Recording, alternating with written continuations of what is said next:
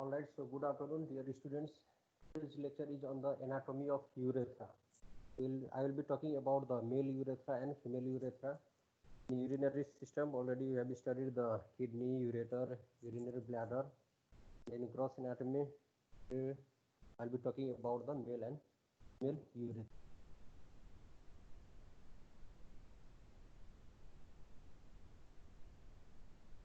So urethra, if you see in this figure, this structure, this tubular structure, you oriented in this figure, this tubular structure. This structure is the urethra. So it is a tubular structure or tubular passage which will convey the urine from the body. So it is extending from internal urethral orifice. This is the urinary bladder. At the apex of the urinary bladder, in the apex of the trigone of the urinary bladder, there is internal urethral orifice. And at the tip of the glans penis, you will see the external urethral orifice. So here you can see this structure, this tubular structure. This tubular structure is the urethra. So we have urethra in male and in female. So if you see this shape, the male urethra is long. In case of female, you will see it is very short structure. So mainly this male urethra is important structure as you compare with the female urethra. We will go into the details of both structure. So here is the internal urethral orifice at the apex of the trigone of bladder. And here is the external urethral orifice, which is located in the anterior wall of the vagina in case of female. So it is a tubular passage which convey urine from the body. So it is surrounded by two sphincter. One will be surrounded around this. At the beginning there is internal urethral sphincter at this point. At this point there is internal urethral sphincter. It will retain the urine in urinary bladder. So it is surrounded by smooth muscle. This internal urethral sphincter, it is formed by the smooth muscles and it is involuntary. So it is involuntary in nature.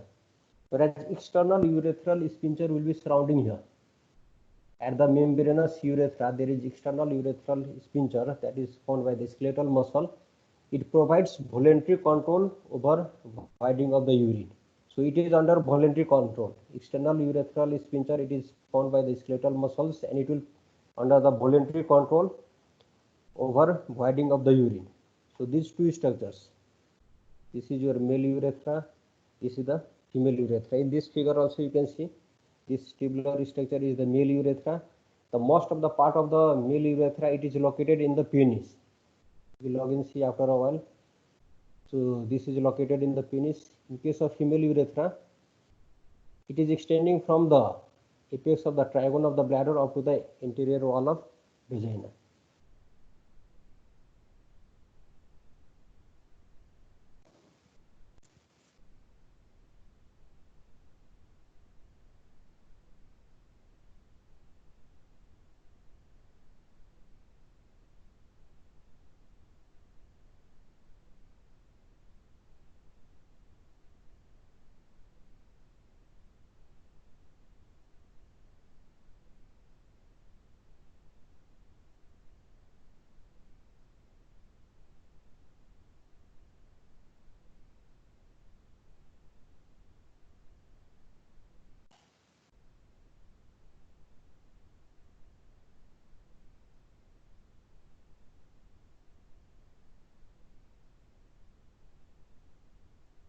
Okay, in male urethra, in this figure you can see this is the male urethra. So it is a common tubular passage for the elimination of urine and semen. So already I have told you the male urethra is more important than the female urethra because it is having dual function. This male urethra, it is having dual function. One function is for the elimination of urine and another function is for the elimination of semen. So two functions. So in these tubular structures, there is the passage for the urine as well as semen. So it is the tubular passage for the elimination of urine as well as semen. Now it is extending from this internal urethral orifice. Here is the internal urethral orifice up to the external urethral orifice. Now this internal urethral orifice, it is present in the urinary bladder, whereas external urethral orifice is present at the penis. So exact location of this external urethral orifice, it is at the apex of the trigon of urinary bladder. At the apex of the trigon of urinary bladder, there is the beginning of the urethra. That is the internal urethral orifice will be here. External urethral orifice will be present at the tip of the glans penis. There is the external urethral orifice. So it is extending from internal urethral orifice up to the external urethral orifice. The average measurement, it is about 20 centimeter in long, about 8 inch in long. In this, the length of this urethra, male urethra, it is about 20 centimeter in long and about 6 mm in breadth. Very narrow lumen will be there, about 6 mm in breadth, but the length is about 20 centimeter long. The length of the female urethra, it is only about 4 centimeter long. So if you see the shape of this urethra in falcate state, in the falcate state of penis, it shows double curve, or you can say S-shaped structure, double curved structure or S-shaped structure in falcate state of the penis. So if you see, it is almost double curve shape. So the passage of the urine through different shape of the urethra causes it to flow in a continuous stream. So it has different shape. So the urine will flow in a continuous stream. So in case of male, so it is under pressure. The urine is coming under the pressure. So the streams of the urine will fall away from the body because it is coming from the high pressure, so that the male can urinate without wetting themselves. But in case of female, the stream will falls in the body, so the female cannot urinate. So there is the pressure in case of male, so that the urine will falls from the body, so the male cannot urinate without wetting themselves, but females cannot. So this is one of the difference between male and female urethra.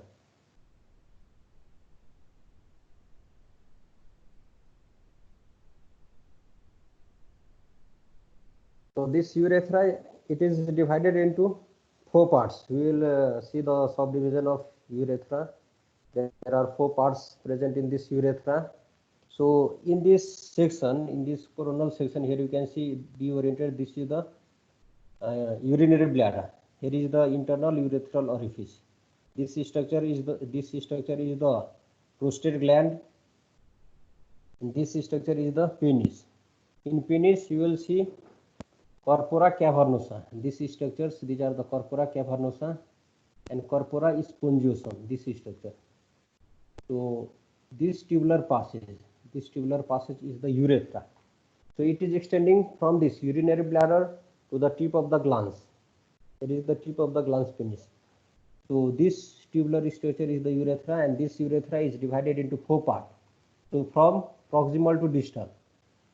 Towards the urinary bladder, you will see a small part, which is about 1.5 centimeter in length. That is the pre-prostatic part. Pre-prostatic part. It is proximal to the prostate. Here you can see the neck of the urinary bladder. It is surrounded by the prostate gland. In a male reproductive system, you will study these structures, prostate, penis in details. So here you can see just this structure is the prostate gland. So the base of the prostate is towards the urinary bladder, and the apex of the prostate is distally towards the urogenital diaphragm. So here is the apex of the prostate gland. The pre-prostatic part of the urethra is towards the urinary bladder. And prostatic part of the urethra, it is within this prostate. In this prostate, in the membranous part of the urethra, it is from the apex of the prostate to the bulb of the penis. Here is the bulb of the penis. And in the body of the penis, there is the spongy part of the urethra, also known as penile part of the urethra. So 4 parts are there. Pre-prostatic part, which is about 1.5 centimeter in length. Then second part, that is the prostatic part, which is within the prostate gland. It is about 3 centimeter in long. In the membranous part will be here. Small structures, small part of the urethra, which is about 1.25 to 2 centimeter. Its anterior wall is little longer, 2.2 centimeter, and its posterior wall is about 1 centimeter. And the longest part of the urethra, that is the spongy part or the penile part of the urethra, which is mainly present in the body of the penis in the corpora spongiosum.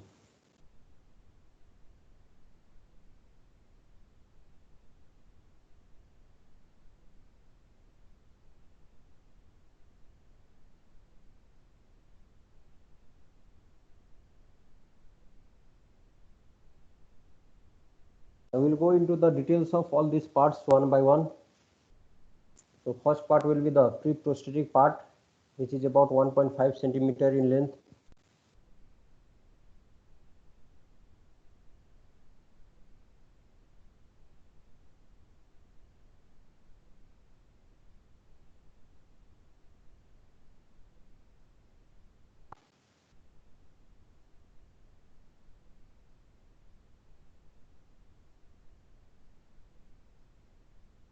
So the first part of the urethra, which is towards the urinary bladder, that is the pre-prostatic part of the urethra. Here you can see this gland is the prostate gland. Here is the urinary bladder. Here is the apex of the neck of the urinary bladder, and this is the base of the prostate. Here is the apex of the prostate. So pre-prostatic part of the urethra, which is about 1.5 centimeter in length. Now it is running vertically downward from the neck of the bladder, from the neck of the bladder to colliculus seminalis. Colliculus seminalis, they are the elevation present in the posterior wall of the membranous urethra. We will see this after a while. This elevation is known as colliculus seminalis. So from the apex of this, from the apex of the trigone, from internal urethral orifice up to the colliculus seminalis, this is about 1.5 centimeter in length. This part of the urethra, it is pre-prostatic part of the urethra. If you see in the cross section at this point, it is almost stellate lumen. The lumen is stellate in shape, and this lumen, it is surrounded by the smooth layer. It is surrounded by the circular smooth layer, and this portion, it is forming the internal urethral sphincter. The internal urethral sphincter will be here at the pre-prostatic part of the urethra. This pre-prostatic sphincter will prevent the reflex of semen into the bladder. It will, the function of this sphincter, it will prevent the reflex of semen into the urinary bladder during ejaculation, and also controls the continence of urine even when the external sphincter is damaged. So these are the function of this sphincter. This sphincter is formed by the smooth layer which is surrounding at this point around the beginning of this urethra at this pre-prostatic part. So this part, which is extending from this trigone of the bladder, apex of the trigone of the bladder to the colliculus seminalis, that is the first part of the urethra, that is the pre-prostatic part. The second part of the urethra will be the beginning of the pre-prostatic part, that is within the prostate gland. The tubular structures within the prostate gland, that is the prostatic part. Now it is running downward like a tunnel within the prostate gland. So it is the continuation of the pre-prostatic part. It is running within the substance of prostate gland up to the apex of prostate gland. This portion, which is about 3 to 4 centimeter in length, this portion is known as the prostatic part of the urethra. First part is the pre-prostatic part. Second part is the prostatic part, and this is the most dilated portion, most widest and dilated portion of the male urethra. So it is about 3 to 4 centimeter in length, and if you see the lumen at this point, it is almost crescentic lumen. The lumen will be crescentic.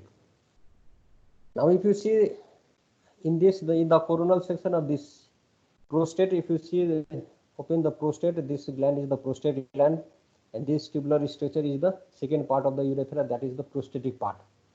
This elevation is the seminal colliculus seminalis. So from here upward, this portion is the pre-prostatic part of the urethra. From here onwards, this portion is known as the prostatic part. Now the features present in the posterior wall of the prostatic part of the urethra, you will see this crest, urethral crest. They are the midline ridge. They are the median longitudinal mucosal folds. These are the urethral crest. What are the urethral crest? Urethral crest are the median longitudinal mucosal folds seen in the posterior wall of the prostatic part of the urethra. Here you can see these all folds, this medial longitudinal fold, this is known as the urethral crest. This is the urethral crest. Now this urethral crest projects into the lumen and it will make the lumen crescentric. If you take the transverse section at this point, it will become crescentric lumen. The lumen will appear as crescentric. So this fold, this median longitudinal fold, these are the mucosal folds which is seen in the posterior wall of the prostatic part of the urethra, that is known as urethral crest. Now this hole is the urethral crest.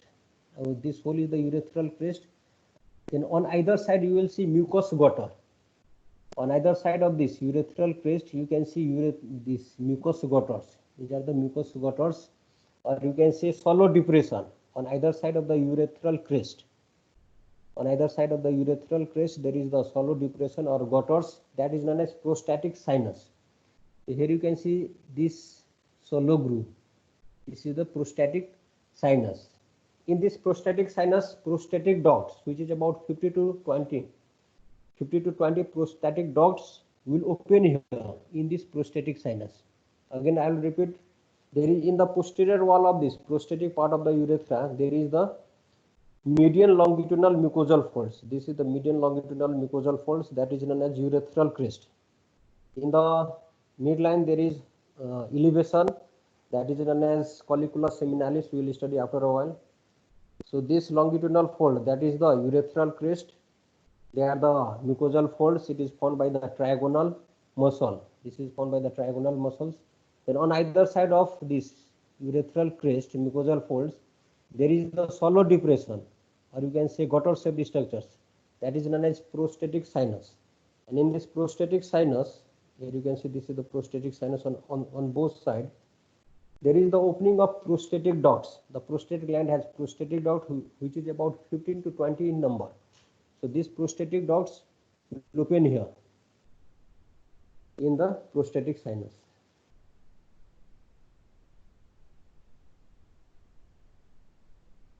So features present in the posterior wall, we have seen the urethral crest, we have seen the prostatic sinus. Again you can see this is the urethral crest, and on either side this gutter-shaped structure, that is the prostatic sinus. And in this urethral crest you will see one rounded elevation present in the urethral crest, that is known as verumontanum. This is known as verumontanum, this elevation, rounded elevation, that is also known as colliculus seminalis.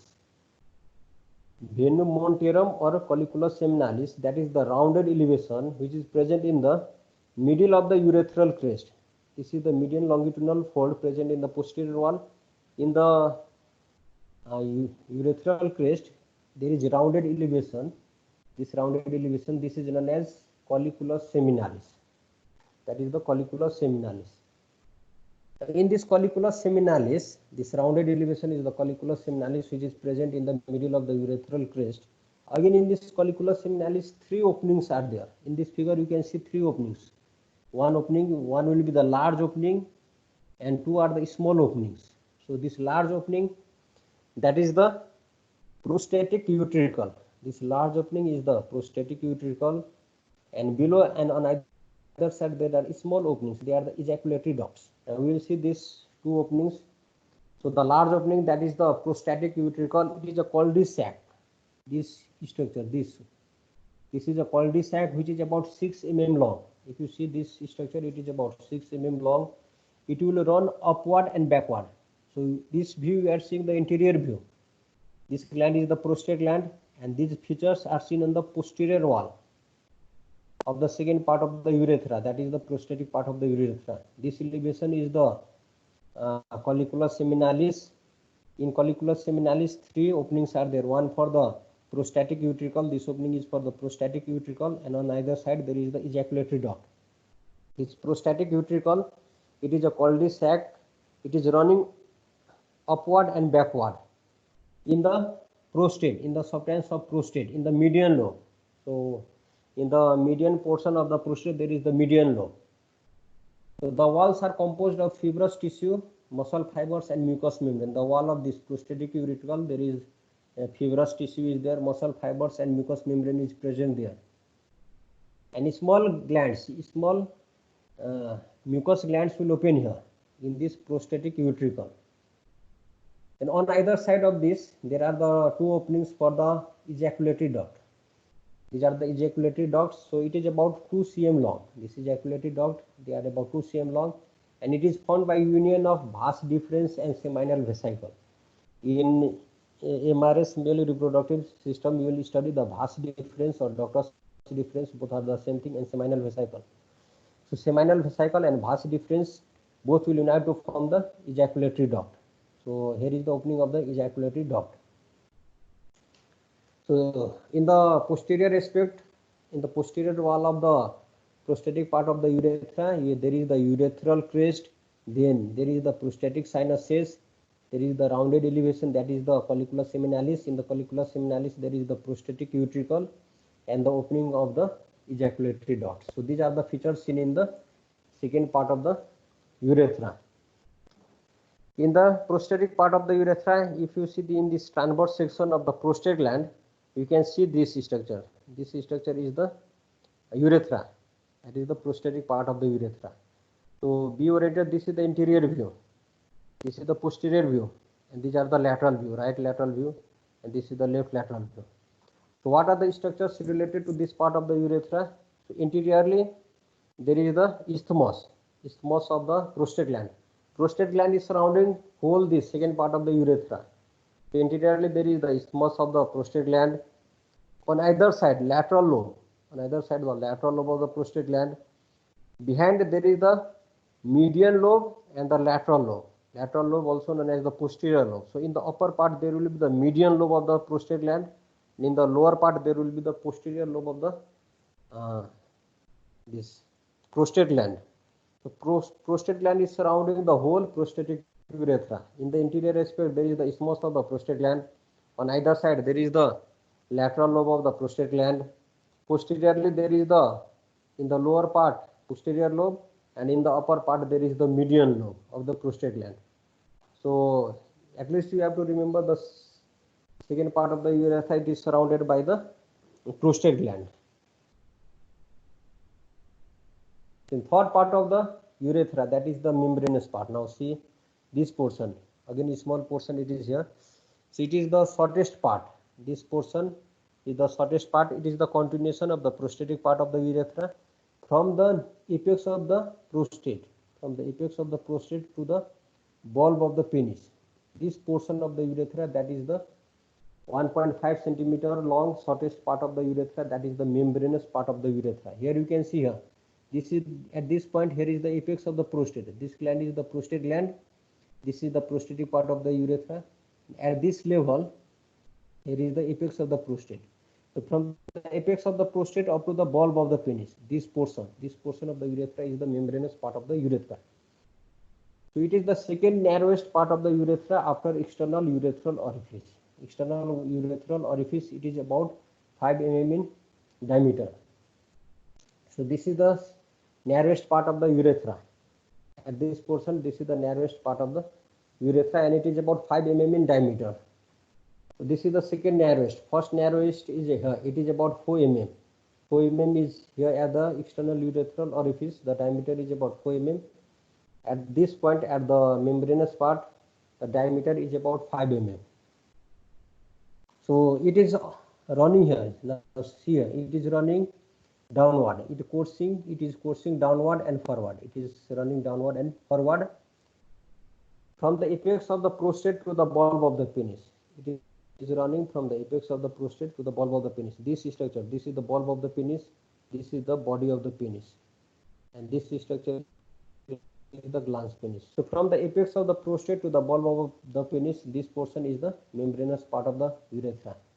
In its course, it will pierce the perineal membrane. So at here you will see the perineal membrane. This is structure. In perineum you will see these structures: perineal membrane, superior, superficial perineal pouch, deep perineal pouch. These all are the contents present in the perineum. So in perineum you will study these all. So this urethra will pierce the perineal membrane, and this is located about 2.5 centimeter behind the lower border of pubic symphysis. So the location of this membranous part of the urethra is just 2.5 centimeter behind the lower border of pubic symphysis. Now it has anterior wall and posterior wall. Interior wall is little prolonged and it is about 2 centimeter, but the posterior wall is smaller. It is about 1 centimeter to 1.25 centimeter. So this portion is the narrowest part of the urethra. So which is the narrowest portion of the membranous urethra? You have to see membranous part of the urethra. It is the most shortest part of the urethra, and it is the second narrowest and shortest part of the urethra, because its anterior wall is about 2 centimeter, but the posterior wall is only about 1 to 1.25 centimeter. If you see the transverse section at this point, now it illumines it again, stellate in lumen. It is stellate in lumen, or you can say irregular lumen. At this point, it is irregular lumen due to the variation in the anterior wall and the posterior wall. Now this structure, it is surrounded by sphincter urethral muscle. Sphincter urethral muscle, here you can see skeletal muscle. So sphincter urethral muscle, it is the skeletal muscle which will surround the membranous part of the urethra. So it is voluntary control. It is under voluntary control. So it will also form the external urethral sphincter at this point. So membranous part of the urethra, it is surrounded by the sphincter urethral muscle, which is the skeletal muscle. And on either side, there is the bulbourethral gland. Here you can see bulbourethral gland and its duct. In this figure also you can see bulbourethral glands and in its ducts. They are on either side of this membranous part of the urethra. And in the front, on the anterior aspect, there will be the deep dorsal vein of penis. Some veins of the penis are there, pudendal veins, tributaries of the pudendal veins. They are the deep dorsal vein of the penis. They will be present on the anterior side. You have to remember two structures surrounding this membranous urethra, that is the sphincter urethral muscle, that is the skeletal muscle, and on either side there is the bulbourethral glands and its duct. So these are the two structures surrounding the membranous part of the urethra. Then the fourth part of the urethra, spongy part or the penile part of the urethra. This is also the penile part of the urethra. It is a spongy part, and it is the longest part of the urethra. Here you can see here this structure is the spongy part of the urethra or penile part of the urethra. So this structure. So before that, you have to be oriented in this figure. This is the figure showing the penis. In the penis, this portion is the bulb of the penis. On this side there is the root of the penis. This portion is the bulb of the penis, and this portion is the body of the penis, and this portion is known as the glans penis. And this is the tip of the glans. At the tip of the glans, here you can see the external urethral orifice. This opening is the external urethral orifice. So spongy part of the urethra, it is present in corpora spongiosum. Now here you can see in the body of the penis, there is corpora spongiosum. Three muscles are there on either side. Here you can see this muscle is the corpora cavernosa. This is your corpora cavernosa of the right side, corpora cavernosa of the left side, and this is corpora spongiosum. So in the corpora spongiosum, in the body of the penis, there is the corpora spongiosum. So this spongy part of the urethra is located there. It is passing through the body of the penis, present in the corpora spongiosum of the penis, and it is about 15 centimeter in length. So here you can see in this figure, in this coronal section, here you can see this tubular structure is the urethra, and from here, from the bulb of the penis up to the glans penis, this portion is known as the spongy part of the urethra. So it is passing through the bulb. This urethra, it is passing through this bulb. Here is the bulb of the penis. It is passing through the bulb of the penis, then body of the penis, up to the tip of the glans penis. So it is passing through the bulb, body, and the glans penis. So in its course, it is showing two dilation. Here you can see two dilation are there. One is the intrabulbar fossa. One dilation is present here in the bulb of the penis. Here at the bulb of the penis, there is one dilation, that is known as intrabulbar fossa, which is about 3 centimeter in length. Intrabulbar dilation, it is about 3 centimeter in length. So as the name suggests, intrabulbar fossa, it is present in the bulb of the penis. So one dilation is present at the bulb of the penis at this point. That is known as intrabulbar fossa. It is trapezoid in shape. If you see this dilation, it is trapezoid in shape, and it receives the duct of bulbourethral glands. So this bulbourethral glands, here you can see bulbourethral gland and its ducts, it will open here in the intrabulbar fossa. So this dilation is present in the bulb of the penis. Then at the glans penis, again there is one fossa, that is known as terminal fossa or navicular fossa. Here you can see this fossa. This fossa is the navicular fossa or the terminal fossa. It is small, about 1.2 centimeter in length. This is located in the glans penis. Intrabulbar fossa, it is located in the bulb of the penis. Terminal fossa, also known as navicular fossa, it is located in this glans penis. It is located here in the glans penis. So the features present in this spongy part, then there are glands, urethral glands and urethral lacunae. In this spongy part, urethral glands are present there. They are also the little glands. They are the mucous glands. They will secrete mucus. So urethral glands or the little glands, they will secrete the mucus. They will open into the entire spongy part of the urethra. They will open here. Here you can see these are the small openings for the urethral glands. Then there are also pit-like mucous recesses are also there. Mucous recesses are there. They are known as the urethral lacunae. Urethral glands, they are the mucous glands, but the pit-like mucous recesses, they are known as urethral lacunae. So urethral lacunae, they are also present in the entire urethra except this terminal part. Both urethral glands and urethral lacunae, they are present in the entire spongy part of the urethra except this terminal fossa. In terminal fossa, you will not see this urethral glands and urethral lacunae. So lacunae magna. So in this terminal fossa, you will see one lacuna that is large. One lacuna, so these lacunae are the mucous recesses. One of the lacuna is larger than the rest, and it is located in the dorsal aspect. Here you can see in the dorsal aspect of this spongy part of the urethra. In this navicular fossa, one lacuna is large, that is known as lacuna magna. These are the pit-like mucous recesses. These are the pit-like mucous recesses, that is known as lacuna, and one lacuna is large, which is located on the posterior part of the terminal fossa, that is known as lacuna magna. So these are the features present in the spongy part of the urethra.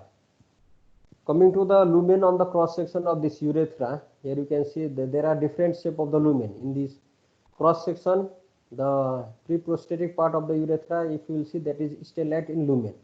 The shape will be stellate in lumen. In the prostatic part, it will be crescentric. The prostatic part is here, it is crescentric. In the pre-prostatic part, it is stellate in lumen. In the prostatic part, it is crescentic lumen. In the membranous part here, in the membranous part, it is irregular or stellate in lumen. And in the spongy part, this larger part, that is the spongy part, again it has different shape. The lumen has a different shape. At the bulb of the penis, at the beginning, there is the bulb of the penis. So at the bulb of the penis, it is trapezoid in shape. You have to remember all these lumen, cross section of this lumen at different part of the urethra. So at the bulb of the penis, it is trapezoid in shape. At the body of the penis, so this whole portion is the body of the penis. This portion is the bulb of the penis. At the body of the penis, it is transverse slit-like shape. It is transverse slit-like shape. At the base of the glans, so this structure is the glans.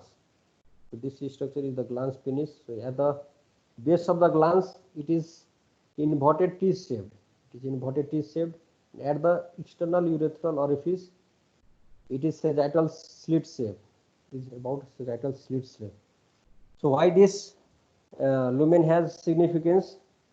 It has significance because it makes the flow of the urine projectile in characters. Due to these different lumens, it makes the flow of urine projectile in character. The irregular lumen induces a spiral twist. It will also produce a spiral twist in urinary flow and prevents early separation of the droplets of urine. So the last droplet of the urine can be void from this due to the significance of this irregular lumen.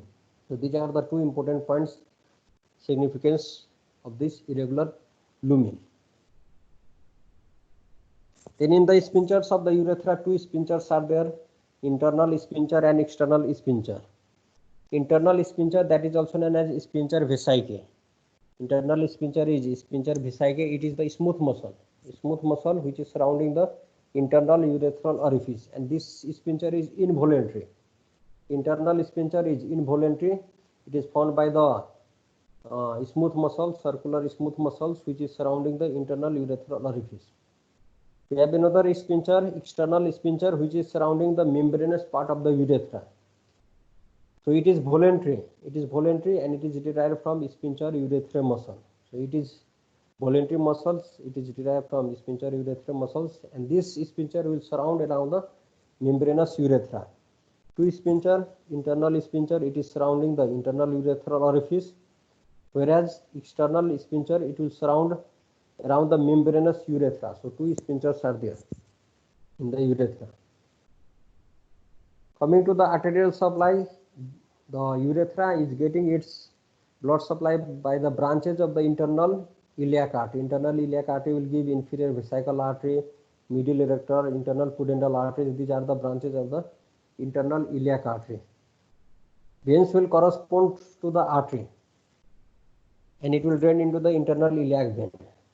In lymphatic drainage, now the prostatic part and the membranous part, it will drain into external and internal iliac nodes. So prostatic part and the membranous part, it will drain into the external and internal iliac nodes. These are the nodes present along the external and internal vessels. Whereas the spongy parts, it will drain into the deep inguinal nodes. In lymphatic drainage, external iliac nodes, internal iliac nodes, and deep inguinal nodes. Nerve supply of this urethra, it is mainly by these autonomic nerves. Autonomic nerves, so most of the urethra, it is supplied by autonomic nerves, and the terminal part is by the somatic nerves. Now these autonomic nerves, we have the sympathetic fibers, parasympathetic fibers. Sympathetic fibers, they are derived from the superior hypogastric plexus. Superior hypogastric plexus is coming from L1 and L2 segments. L1 and L2 segments of the spinal cord, we take part in the formation of the superior hypogastric plexus. Whereas parasympathetic fibers, they are derived from the pelvic splanchnic nerve, also known as nervi irrigates. Nervi irrigates or pelvic splanchnic nerve, which is carrying fiber from S2, S3, S4. So you have to remember, sympathetic fibers are carrying fibers from L1 and L2 segments. Parasympathetic fibers, they are derived from pelvic splanchnic nerve, which is carrying fibers from S2, S3, S4 segments. So sympathetic fibers and parasympathetic fibers, they will mainly supply the urethra, except the terminal part. The terminal part, it is supplied by these somatic nerves. Now these somatic nerves, they are derived from the urethral branches of the pudendal nerve. So pudendal nerve will provide somatic innervation of the urethra, whereas the autonomic nerves is coming from the sympathetic fibers and parasympathetic fibers. In applied anatomy, here you can see cystoscopy. This is the figure showing the cystoscopy. The examination of the urethra and urinary bladder can be done by this cystoscopy.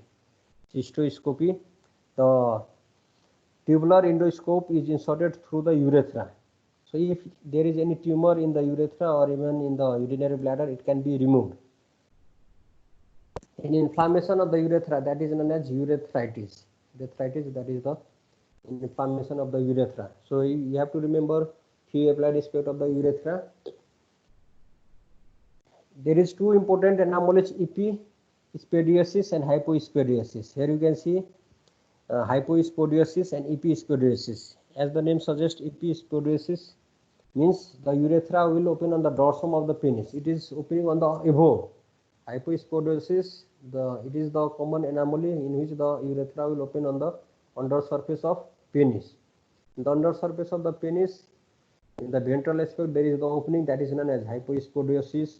Whereas the urethra, if it opens on the dorsal aspect, that is known as the epispadiasis. Now here you can see in the upper surface, if there is opening, that is the epispadiasis. Whereas in the lower aspect, if there is opening, that is known as hypospadiasis. Again, hypospadiasis, it may be the benign type of the hypospadiasis if it is opening in the glans penis. That will be the benign type of the hyposporidiosis. If it is opening in the body of the penis, that is the penile type of hyposporidiosis. If the urethra opens in the scrotal, that is the scrotal type of hyposporidiosis. If sometimes it is opening in the perineal region, that is known as perineal type of hyposporidiosis. So baleen type, penile type, scrotal type, and the perineal type. These are the different type of hyposporidiosis. In short, we will also see this female urethra, this structure. This structure is the female urethra. It is very small structures, only about 4 cm in length. And both diameter in male urethra and female urethra, the diameter is about 6 mm. But there is different in the length. In case of female urethra, it is 4 cm in length. Now it also begins from internal urethral orifice to the external urethral orifice. Now this internal urethral orifice, it is just opposite the middle of the pubic symphysis. It is approximately opposite to the middle of the pubic symphysis. Now this external urethral orifice, it will be embedded in the interior wall of the vagina. Interior wall of the vagina. So it will also pierce this perineal membrane. It will pierce this perineal membrane, and it will come and it will attach to the, it will pierce the, or it will embed in the interior wall of the vagina. Throughout its course, it is related to the urethral glands. They are the mucous glands, urethral glands, paraurethral glands, greater vestibular glands. These are the glands which will surround the urethra, or these are the glands which are around the urethra, around the female urethra. Urethral glands, paraurethral glands, and greater vestibular glands. These glands are seen in female urethra. They are surrounding the female urethra. So this on the interior wall of the vagina, about 2.5 cm behind the glans clitoris, this external urethral orifice will embed in the interior wall of the vagina, about 2.5 cm behind the glans clitoris. The blood supply of this is internal iliac artery. So blood supply, venous drainage is in the internal pudendal vein. Nerve supply will be the same for both male urethra and the female urethra. So mostly you have to focus on the male urethra. So the urine elimination. So the urine elimination, that is known as the micturition or the urination. So already this has been covered in the physiology class. So just you can go through this slide. In summary of today's lecture, we have studied the male urethra and female urethra. Here you can see this is the male urethra, and this structure is small structure, that is the female urethra. So urethra is extending from the internal urethral orifice to the external urethral orifice. In case of male, there are 4 parts. Prostatic part of the urethra, it is from internal urethral orifice to the colliculus seminalis. Prostatic part of the urethra, from the colliculus seminalis to the apex of the prostate gland, it is within the prostate gland. From the apex of the prostate to the bulb of the penis, that is the membranous part of the urethra. From the bulb of the penis up to the external urethral orifice, this is the spongy part of the urethra. Total length of the urethra, it is about 20 cm in length. Prostatic part of the urethra, it is about 1.5 cm. Is the membranous part. Pre-prostatic part, it is about 1.5 cm. Then prostatic part, it is about 3 cm. In membranous part, it is about 1 to 2 cm. And the largest part, it is the spongy part. It is about 15 cm. Whereas in case of female, the length of the urethra, it is about 4 cm. So these are the different parts of the urethra. In male and female urethra, the difference in the mucosa layer. In the mucosa layer, the lining epithelium of this female urethra and male urethra, there is different. So male urethra, it is mostly lined by stratified columnar epithelium, whereas in case of female, it is lined by the stratified squamous epithelium.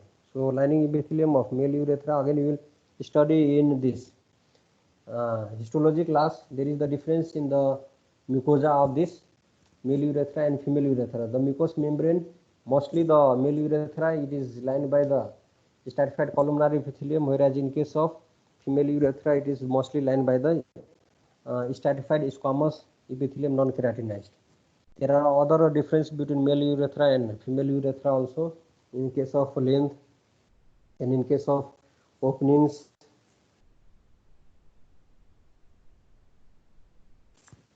So coming to the MCQ.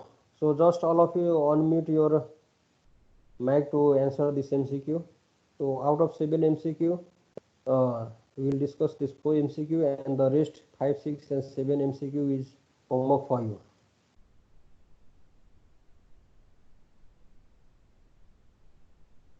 Students, just unmute your mic and answer this MCQ.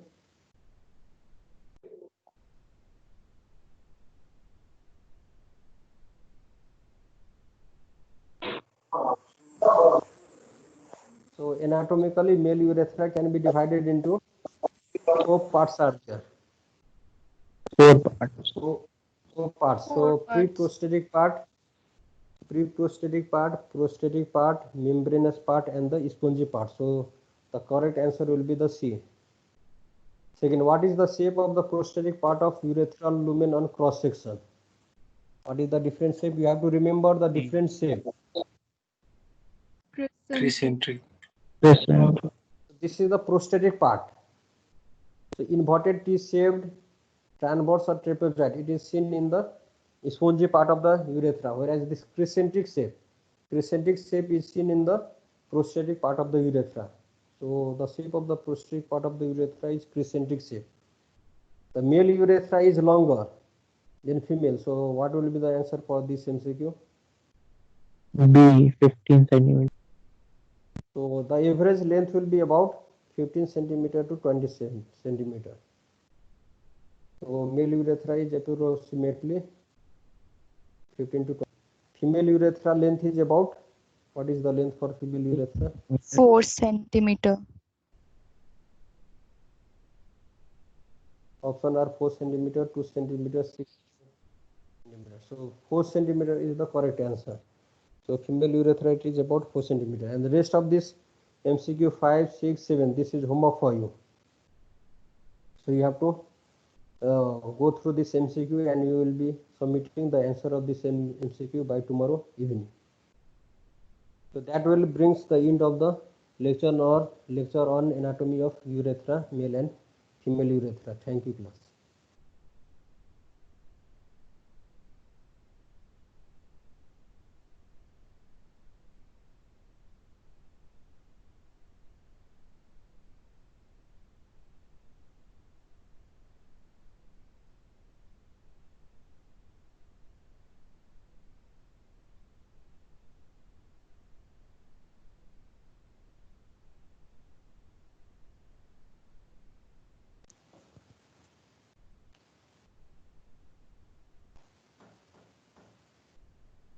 Hello, students. Is there any question or query for this today's lecture? Sir.